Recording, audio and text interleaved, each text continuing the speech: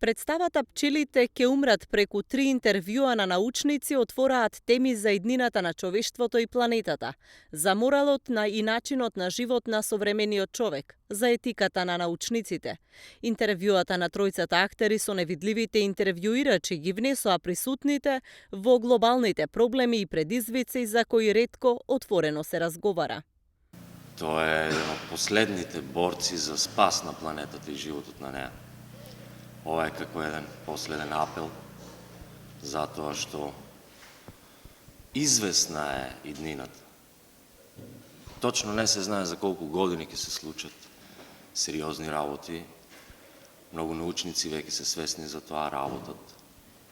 И за среќа имаме и драмски луѓе кои се занимаваат со тие теми. Има прекрасен текст напишан од Иван Вирипаев, кој што е како последен апел, крик, да се свестиме, затоа што ние сме дел од планетата Земја, иако сме едни од најновите суштества на неа.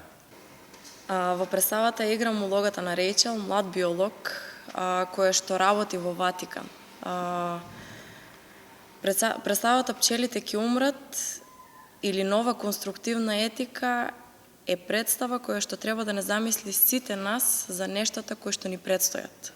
Направивме представа која што отворено зборува за етиката, за моралот, за екологијата, за религијата, за сексуалноста, за доброто и за злото кај човекот. Дали човекот може да биде подобар од тоа што е и на тој начин да ја спаси планетата од еколошката катастрофа што и предстои.